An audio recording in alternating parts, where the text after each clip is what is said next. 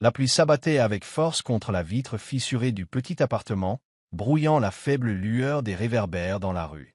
Lena, 22 ans, était assise au bord du lit d'hôpital de sa mère, serrant dans sa main les factures médicales qui ne cessaient de s'accumuler. Sa mère était inconsciente, et le bip régulier du moniteur cardiaque était le seul son qui brisait le silence clinique de la chambre. Les dettes augmentaient plus vite que Lena ne pouvait y faire face. Malgré ses heures supplémentaires en tant que serveuse, ce n'était jamais suffisant. Elle essuya une larme, se forçant à rester forte. « Je ne peux pas abandonner maintenant », se dit-elle. Mais au fond, le désespoir la rongeait. Elle avait besoin d'un miracle, ou d'un travail qui paierait mieux que le salaire minimum. Comme si le destin l'avait entendu, son téléphone se mit à vibrer sur la table. C'était Madame Green, une femme que Lena avait rencontrée lors d'un bref emploi à temps partiel comme aide-soignante. Elle hésita avant de décrocher. « Lena ?» fit la voix grésillante de Madame Green. « Je sais que tu galères. J'ai peut-être un job pour toi. » Le cœur de Lena se serra. « N'importe quoi. Je ferai n'importe quoi. » Il y eut un léger silence. « C'est inhabituel, mais ça paie bien. Tu devras t'occuper d'un homme nommé Peter Cole. » Le nom lui disait vaguement quelque chose. Quel genre de soins? Autre silence. Il a besoin d'aide pour se laver. C'est Léo, répéta Lena, sentant un nœud se former dans son estomac. Il est difficile. La plupart des gens ne tiennent pas plus d'une semaine. L'inconfort la gagnait, mais elle repoussa sa gêne en pensant à l'état critique de sa mère. Ça paie combien? Demanda-t-elle d'une voix faible. Quand Madame Green lui annonça la somme, Lena en eut le souffle coupé. C'était plus que ce qu'elle gagnait en un mois au restaurant. Je le fais, accepta-t-elle sans hésiter. Le lendemain matin, Lena se retrouva devant les imposants portails en fer de la propriété des Cole. Le manoir, perché sur une colline qui dominait la ville, formait un contraste saisissant avec son minuscule appartement. C'était un chef-d'œuvre d'architecture de verre et de pierre, et l'atmosphère y était lourde de richesse, mais dénuée de toute chaleur. Lorsque les grilles s'ouvrirent en grinçant, Lena serra sa veste usée contre elle, le cœur battant la chamade. On la conduisit à travers des couloirs de marbre et des pièces luxueuses, ornées d'œuvres d'art et de meubles coûtant sans doute plus cher que tout ce qu'elle possédait dans sa vie entière. Madame Osborne, l'intendante au regard perçant, l'attendait devant la suite de Peter. La femme la dévisagea d'un air réprobateur. « Tu es plus jeune que ce à quoi je m'attendais » maugréa-t-elle. Lena redressa les épaules. « Je peux m'en sortir. » Madame Osborne haussa un sourcil, mais ne releva pas.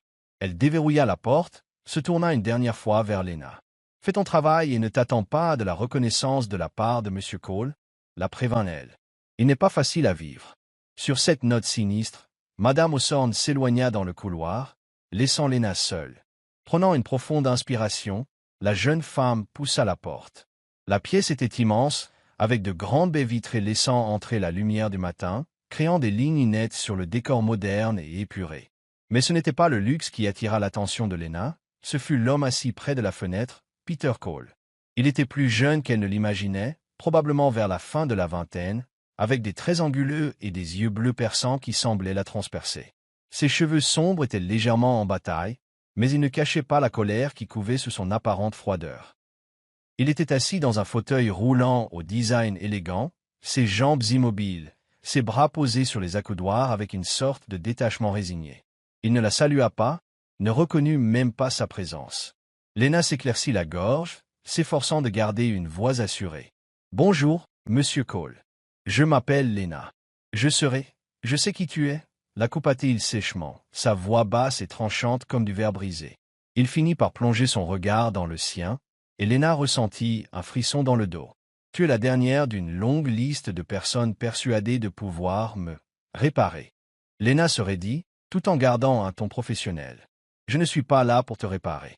Je suis là pour faire mon travail. » Les lèvres de Peter se tordirent en un sourire amer. « On verra combien de temps tu tiendras. » Sans un mot de plus, il tourna son fauteuil vers la salle de bain, laissant Lena plantée au milieu de la pièce, le cœur battant.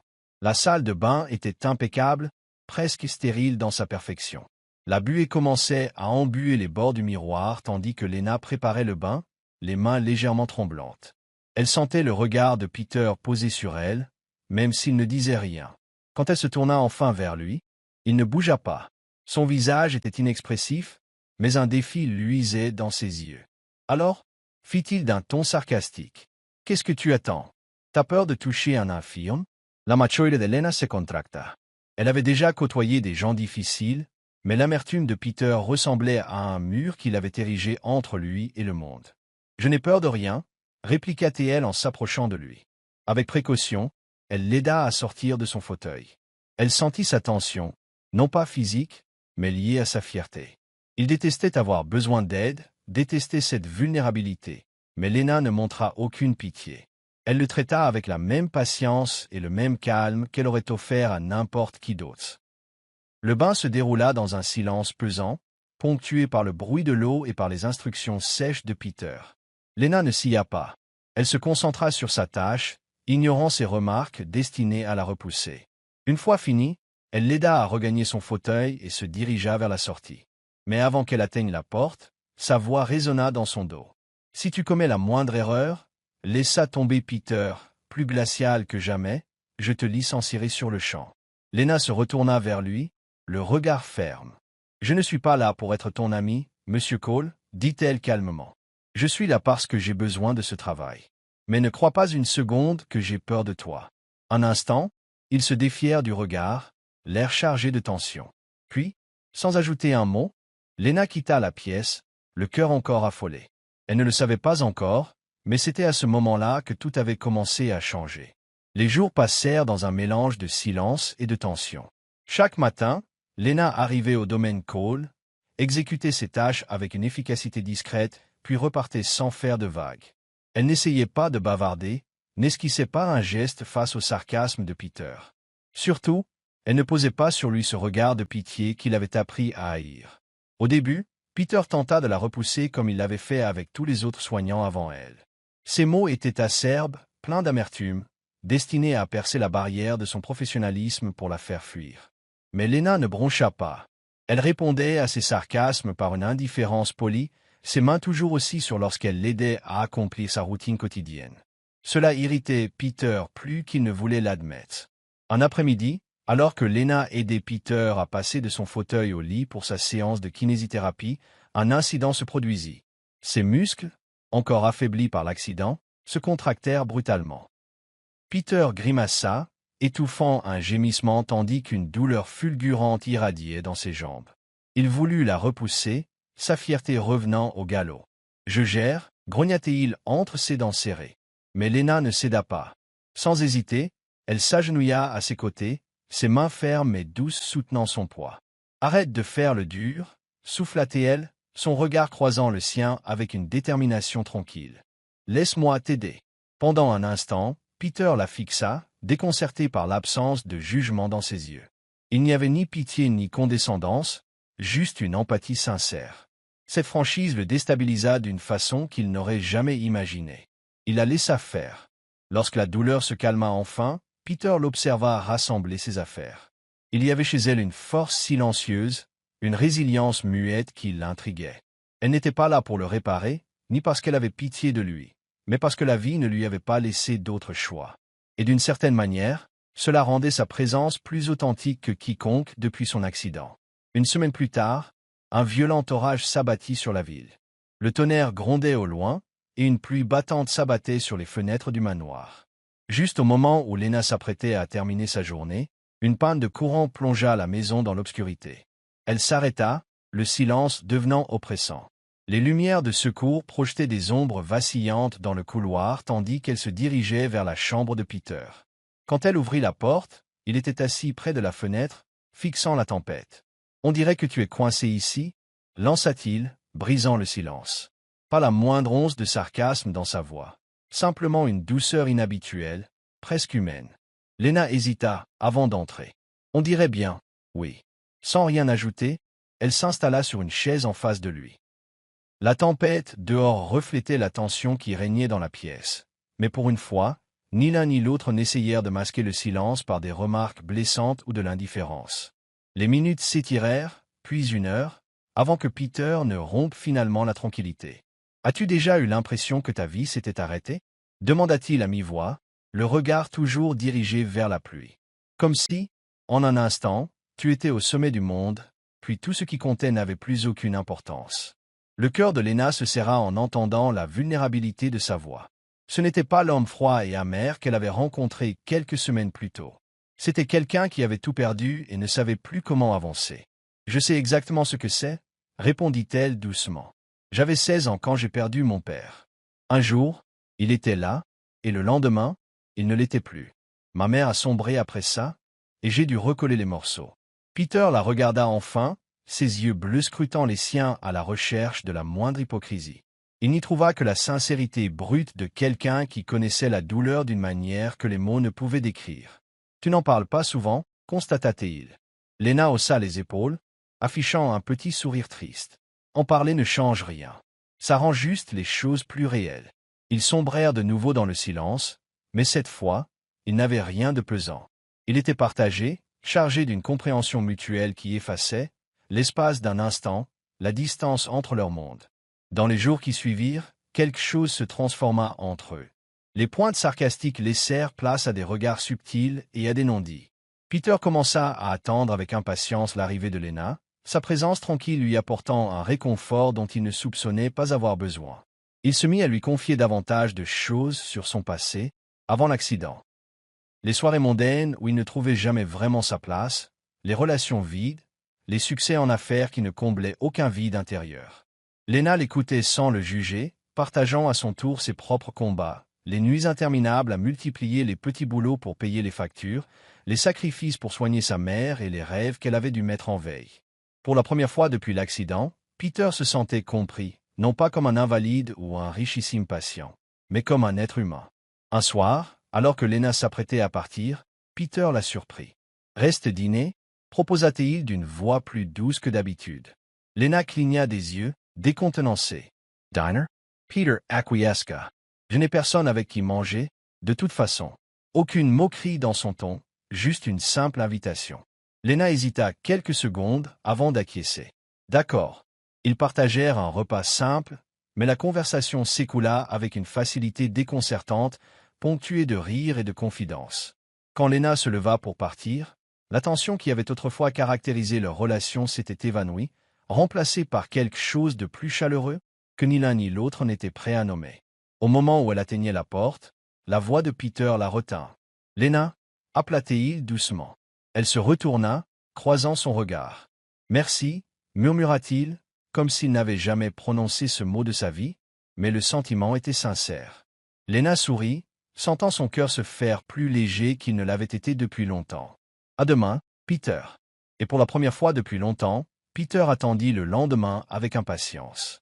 Tard dans l'après-midi, le soleil traversait les hautes fenêtres du domaine Cole, projetant une lumière dorée sur le marbre étincelant. Lena avançait dans les couloirs, le cœur étrangement léger alors qu'elle approchait de la suite de Peter.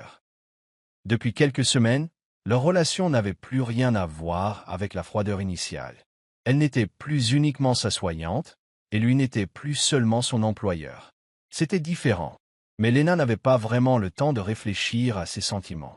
Les factures de l'hôpital, toujours plus élevées, la ramenaient sans cesse à la réalité. Ce jour-là, la matinée suivit son cours habituel. Lena aida Peter dans sa routine, et bien qu'il la taquine encore en l'accusant de trop le materner, il y avait maintenant une tendresse dans sa voix. Lorsque vint l'heure du bain, Peter dirigea lui-même son fauteuil vers la salle de bain, sans lancer aucune pique blessante. Pendant que Lena l'aidait à entrer dans l'eau chaude, quelque chose d'inattendu se produisit.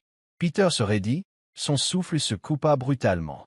Il écarquilla les yeux, les posant sur ses jambes. « Lena » murmura-t-il d'une voix à peine audible. « Tu as vu ça » Le cœur de Lena bondit. « Qu'est-ce que j'aurais dû voir ?»« Ma jambe » articula Peter d'une voix tremblante. « J'ai senti quelque chose. » Le regard de Lena se braqua sur les jambes de Peter. Elle retint sa respiration. Pendant un instant, elle crut qu'il se trompait, qu'il s'accrochait à un espoir vain.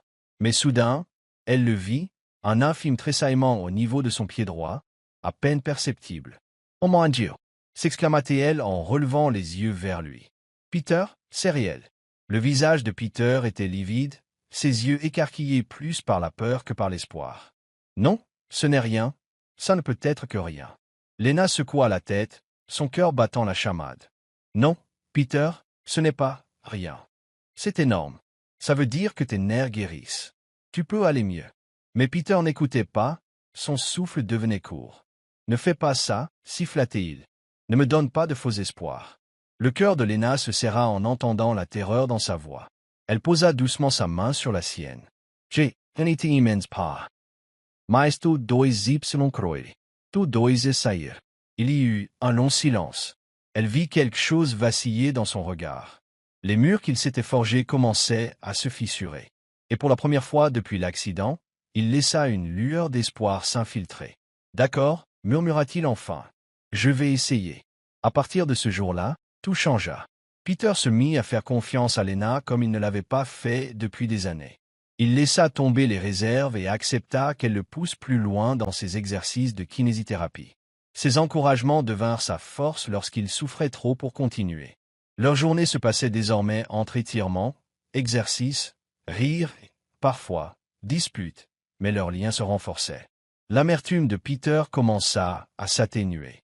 Il s'ouvrit davantage, racontant encore plus de souvenirs de son ancienne vie, ses décisions irresponsables, ses pseudo-amis, et cette impression de vide qu'aucun argent ne pouvait combler.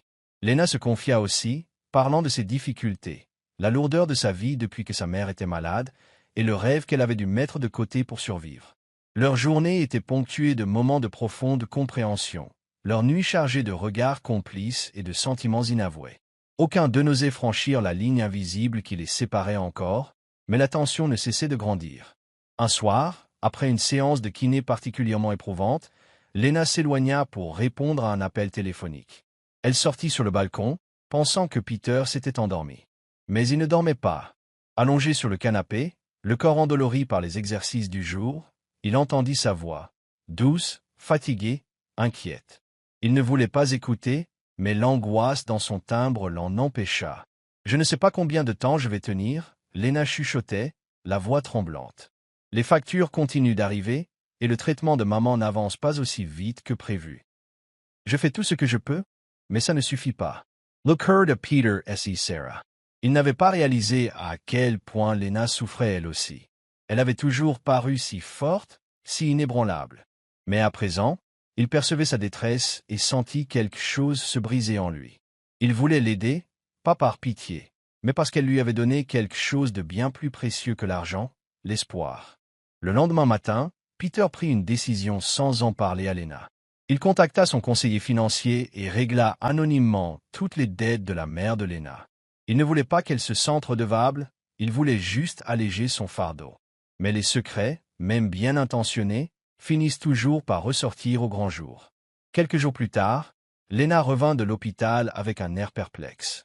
Peter le remarqua aussitôt. « Tout va bien ?» demanda-t-il, essayant de cacher son anxiété. Lena hésita, puis secoua la tête. « C'est étrange. L'hôpital a dit que toutes les factures de ma mère étaient réglées. Je ne sais pas comment c'est possible. » Le cœur de Peter s'emballa, mais il haussa les épaules en tentant de paraître détaché. « Ça doit être une erreur. » Lena plissa les yeux, suspicieuse. « Les hôpitaux ne font pas d'erreurs comme ça. » Un silence, Lord Essenstalla. Puis Lena comprit. Elle vit la vérité dans ses yeux. « C'est toi, n'est-ce pas ?» souffla-t-elle, la voix tremblante, oscillant entre la surprise et un autre sentiment que Peter ne reconnut pas immédiatement. Peter voulut s'expliquer, mais il eut la déception sur le visage de Lena, et les mots restèrent bloqués. Elle n'était pas reconnaissante. Elle était blessée. « Pourquoi tu as fait ça ?» lança-t-elle, sa voix montant. « Tu me prends pour un cas social? Tu crois que je suis là parce que j'ai besoin de ton argent? » « Non, » répliqua Peter précipitamment, la gorge serrée. « Lena, je ne l'ai pas fait pour ça. Je voulais juste t'aider. »« Je ne t'ai rien demandé, » rétorqua-t-elle, faisant un pas en arrière comme si ses paroles l'avaient frappé de plein fouet. « Toute ma vie, j'ai tout fait pour m'en sortir seul. Je n'ai pas besoin que tu viennes jouer les héros. » Le cœur de Peter se serra encore plus. Il n'avait jamais voulu entacher son indépendance. Il voulait seulement soulager sa peine. « Lena, je tiens à toi, » dit-il d'une voix où perçait une émotion sincère. « Je ne l'ai pas fait par charité. Tu m'as rendu l'envie de me battre. Et, quelque part en chemin, je crois que je suis tombé amoureux de toi. » Lena S.E. Figia, Sons Souffle Coupe. Elle vit la sincérité dans ses yeux, cette vulnérabilité qu'il n'avait jamais montrée à personne. Pendant un instant, Elle voulut y croire, mais la peur la retint. « Je ne peux pas, Peter, murmura-t-elle, la gorge serrée. On vient de deux mondes différents. Ni l'argent ni les sentiments ne changeront ça. » Sur ces mots, elle s'en alla, laissant Peter seul dans le silence, le cœur plus lourd que jamais. L'écho des pas de Lena s'évanouit dans les couloirs du domaine Cole, laissant derrière elle un vide plus oppressant encore que dans les pires journées de Peter. Il resta immobile dans son fauteuil, le cœur battant, tandis que ses dernières paroles résonnaient en lui. « Tu crois que je suis là pour l'argent. Tu ne me comprends pas du tout. » Peter avait déjà tout perdu dans l'accident, sa mobilité, sa vie d'avant. Mais rien n'était comparable à la sensation d'avoir le cœur déchiré en voyant Lena partir. Il avait essayé de lui expliquer qu'il ne s'agissait pas de charité ou de pitié, mais d'amour. Ces mots n'avaient pas suffi. Et maintenant, elle n'était plus là. Les jours suivants se confondirent dans un brouillard. Peter se coupa de tout, plus de séances de kiné, plus de réunions d'affaires, plus de contacts avec les rares amis qui le soutenaient encore. Le manoir, déjà froid et impersonnel, sembla se refermer sur lui-même, vidé de la présence lumineuse de Lena. Les matins étaient les pires. Il s'était habitué à son léger coup sur la porte, à ses pas calmes qui franchissaient le seuil, à la façon dont elle levait les yeux au ciel lorsqu'il se montrait sarcastique, à son rire discret quand il daignait baisser la garde, et à sa ténacité quand elle le poussait à se dépasser durant les exercices. Désormais, le seul bruit qui lui tenait compagnie était le tic-tac d'une vieille horloge, un rappel cruel du temps qui passait et des occasions gâchées. Il se surprit plus d'une fois à fixer son téléphone, le pouce sur son nom dans ses contacts. Mais il n'osait pas appeler. Que pouvait-il dire? Pardon d'avoir trop tenu à toi. Il savait que la fierté de Lena était immense, et il ne voulait pas la blesser davantage. Pourtant, ce vide le rongeait. Sans Lena, le monde paraissait terne, sans saveur. Elle avait fait naître une lumière en lui qu'il pensait éteinte à jamais, et désormais cette lumière avait disparu. De son côté, Lena essaya de reprendre sa vie d'avant, mais rien n'était plus pareil. Elle enchaînait les services au restaurant et continuait à s'occuper de sa mère. Mais Peter occupait sans cesse ses pensées. Chaque détail le lui rappelait, l'odeur du café le matin, la vision de voitures de luxe dans la rue, même la brise fraîche de l'automne qui lui rappelait la froideur initiale du manoir Cole. Surtout, elle revivait leur dispute encore et encore, ressentant la douleur s'amplifier à chaque fois. « Tu me prends pour un cas social ?» Elle avait jugé trop vite, s'emportant sans laisser Peter s'expliquer. Pourtant, elle savait au fond d'elle qu'il n'avait pas voulu l'acheter, mais seulement l'aider, parce qu'il l'aimait. Et si elle était honnête avec elle-même, elle aussi l'aimait. Mais sa peur d'être vulnérable, d'accepter qu'un amour puisse surmonter la différence de leurs univers, l'empêchait de faire le premier pas. Un soir, alors qu'elle veillait auprès de sa mère, celle-ci se réveilla et parla d'une voix faible mais claire. « Lena, tu portes trop de poids sur tes épaules. » Lena essaya de sourire, les larmes aux yeux. « Ne t'inquiète pas pour moi, maman. Toi, concentre-toi sur ta guérison. » Sa mère secoua la tête doucement. « Je sais que tu ne vas pas bien. Ça se voit dans tes yeux, tu souffres. » Lena ne put retenir ses larmes. Elle cacha son visage dans ses mains, laissant enfin sortir ce qu'elle taisait depuis trop longtemps. « J'ai rencontré quelqu'un, » avoua-t-elle quand elle retrouva son souffle. « Et j'ai tout gâché. Il a voulu m'aider, et je l'ai repoussé parce que j'avais peur. » La main de sa mère, fragile, vint se poser sur la sienne en signe de soutien. « Ne laisse pas la peur t'empêcher d'être heureuse, ma chérie. S'il en vaut la peine, tu trouveras le chemin qui te ramène à lui. » Ces mots résonnèrent longtemps dans l'esprit de Lena après que sa mère se rendormit. De retour au manoir, Peter contemplait la ville à travers la grande baille vitrée du salon. Le soleil se couchait, projetant de longues ombres sur le sol, mais il n'y faisait pas attention.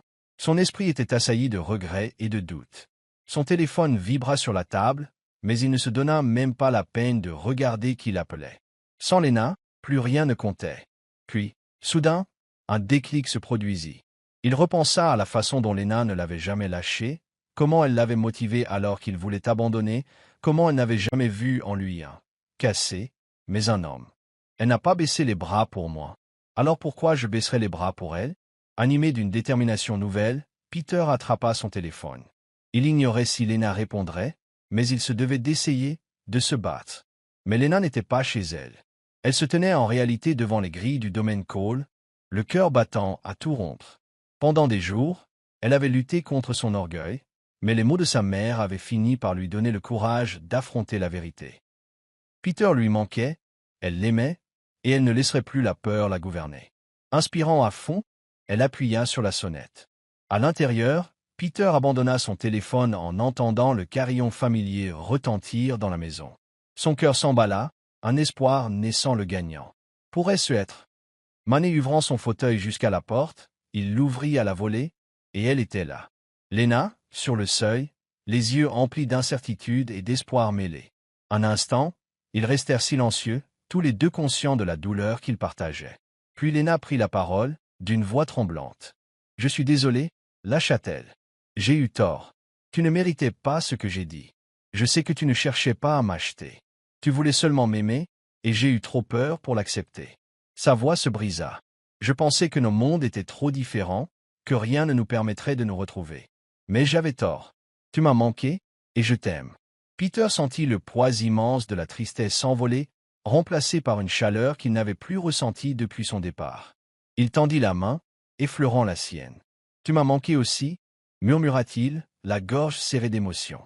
Lena esquissa un sourire timide. « Pardonne-moi. » Peter hocha doucement la tête, le regard brûlant de sincérité. « Je n'ai jamais voulu être ton héros, Lena. Je voulais juste être là pour toi, comme tu l'as été pour moi. » Alors, dans l'embrasure de la porte où ils s'étaient tant redoutés, ils comprirent qu'ils étaient précisément là où ils devaient être. Le soleil baignait de lumière le centre de rééducation, des raies dorées illuminant le sol lustré. Un petit groupe s'était formé, kinés, patients et quelques curieux, tous penchés vers l'homme devenu l'attraction principale, Peter Cole.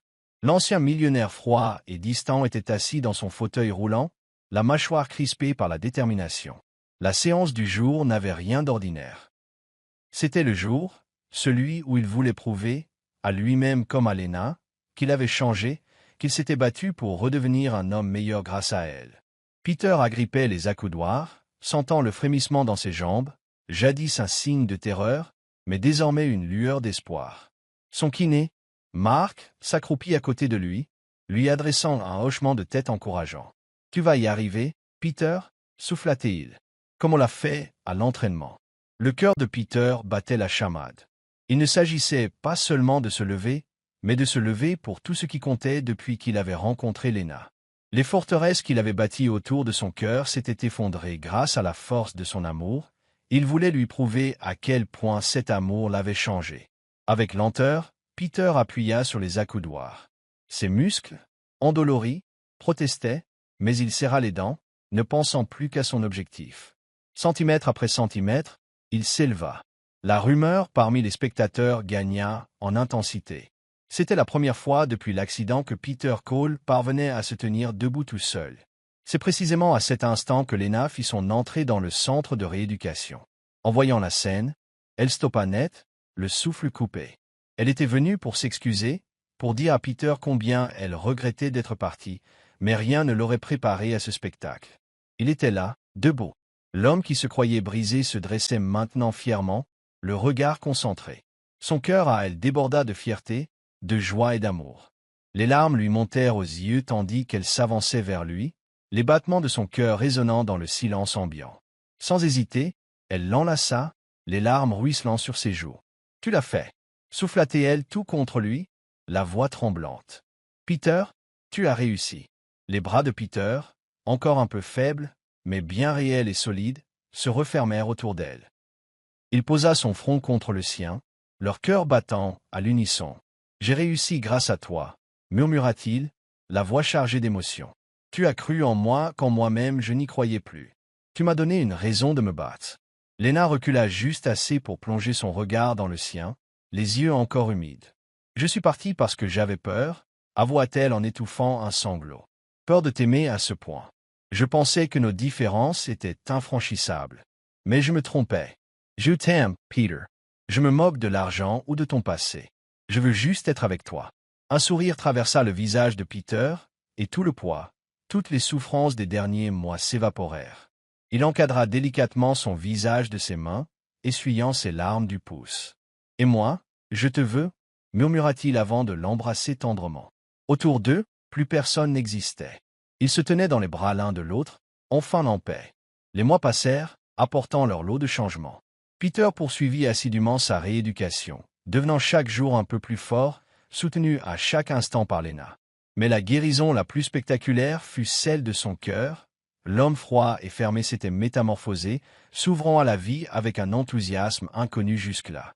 Quant à Léna, elle put, grâce au soutien de Peter, ouvrir sa propre galerie d'art en plein centre-ville. L'artiste, qui jusque-là avait peiné à joindre les deux bouts, s'épanouit pleinement, ses toiles reflétant la résilience, l'amour et la seconde chance. Rapidement, la galerie connut un franc succès. Mais pour Léna, la plus belle œuvre d'art, c'était la vie qu'ils bâtissaient ensemble. Leur quotidien, même rythmé par quelques défis, se révéla harmonieux, tissé de sourires, de compromis et de cette complicité née de leurs épreuves communes.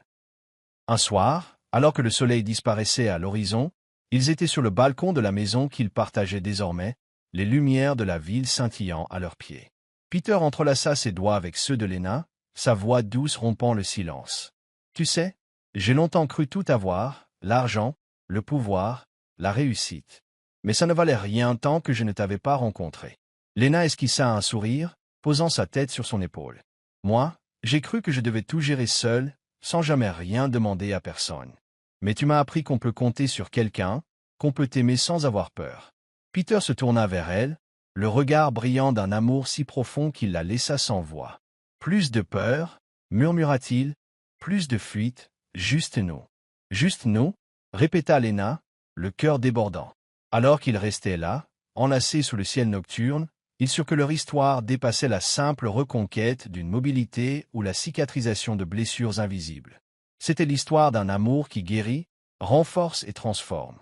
Un amour destiné à durer toute une vie. Ainsi, l'histoire de Peter et Léna nous rappelle que l'amour a le pouvoir de soigner jusqu'aux blessures les plus profondes et de franchir les plus grands fossés. Ce qui avait commencé comme un simple travail est devenu un voyage de confiance, de résilience et d'espoir né des endroits les plus inattendus.